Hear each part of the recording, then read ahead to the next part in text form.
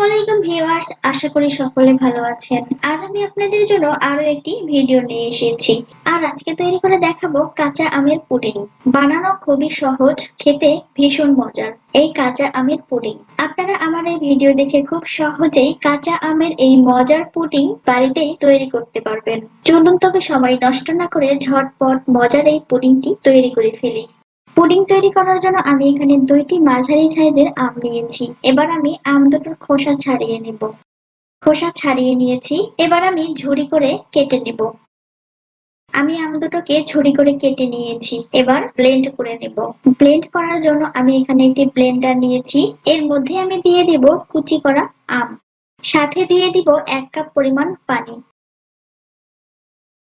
এবার আমি ব্লেন্ড করে নেব। ব্লেন্ড করা হয়ে গেছে, আমি খুব মিহি পেস্ট তৈরি করে নিয়েছি। একটি বাটির মধ্যে নিয়ে নিব 1/4 কাপ পরিমাণ কর্নফ্লাওয়ার, সাথে দিয়ে দিব 1/4 কাপ পরিমাণ নরমাল পানি। এবার একটি চামচের সাহায্যে কর্নফ্লাওয়ার পানির সাথে মিশিয়ে নেব। মিশিয়ে নেওয়া হয়ে গেছে, এবার আমি এটাকে এক সাইডে রেখে পুডিং এর জন্য মিশ্রণ তৈরি করে নেব। আমি চুলায় একটি ফ্রাই প্যান উঠিয়ে দিয়েছি। এর মধ্যে আমি ব্লেন্ড করে রাখা সেই আমের পেস্ট দিয়ে দিব। দিয়ে দিব আমি 1/2 কাপ পরিমাণ চিনি। আপনারা আপনাদের পছন্দ মতো মিষ্টির পরিমাণটা কম বেশি করে দিতে পারেন। দিয়ে দিব 1/4 চা চামচ বিট লবণ এবং 3 থেকে 4 ফোঁটা সবুজ ফুড কালার। দেওয়ার পরে চুলার আঁচটা মিডিয়ামে রেখে আমি অনবরত নেড়ে চেড়ে সবগুলো উপকরণ মিশিয়ে দিব।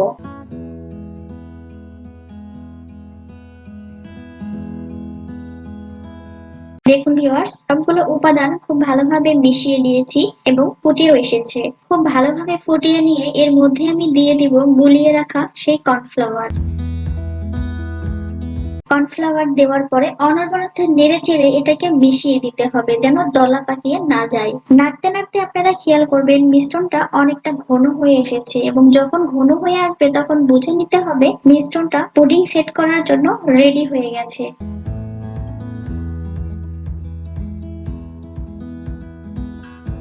3 মিনিট অনবরত নেড়েচেড়ে রান্না করার পরে মিশ্রণটা অনেকটা ঘন হয়ে গেছে। এটা পুডিং সেট করার জন্য একদম রেডি হয়ে গেছে। এবার আমি চুলা বন্ধ করে গরম থাকা অবস্থায় পুডিং সেট করে নেব।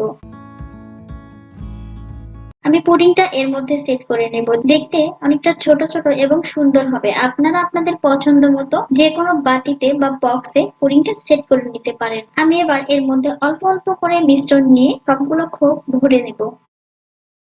আমি সবগুলোতে আমের মিশ্রণ দিয়ে দিয়েছি। কিছুটা পরিমাণ মিশ্রণ বেঁচে গেছিল, আমি ছোট্ট একটা কাচের বাটিতে উঠিয়ে নিয়েছি, এর মধ্যে সেট করে নেব। এবার আমি ঠান্ডা করে নরমাল ফ্রিজে 2 ঘন্টার জন্য রেখে দেব।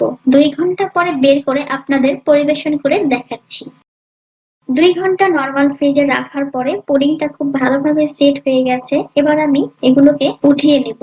আর এর মধ্য থেকে পুডিং গুলো উঠানো খুবই সহজ। টুথপিকের সাহায্যে চতুর সাইডে একটু হালকা করে আলগা করে নিয়ে হাত দিয়ে এক সাইডে চাপ দিলে খুব সহজে এই পুডিং গুলো উঠে আসে। আমি সবগুলো উঠিয়ে পরিবেশন করে নিয়েছি। ছোট ছোট এই পুডিং গুলো দেখতে কতটা সুন্দর দেখাচ্ছে দেখুন ভিউয়ার্স। এই পুডিংটি শুধু দেখতেই সুন্দর না, খেতে ভীষণই মজার। আশা করি আপনাদের এই কাঁচা আমের পুডিং এর রেসিপিটি ভালো লেগেছে। আর আমার এই সহজ রেসিপির ভিডিও আপনাদের যদি ভালো লেগে থাকে তাহলে অবশ্যই চ্যানেলটিকে সাবস্ক্রাইব করে পাশে থাকা বেল আইকনটি প্রেস করে নেবেন। তো দেখা হচ্ছে পরের ভিডিওতে। সেই পর্যন্ত সবাই ভালো থাকুন, সুস্থ থাকুন।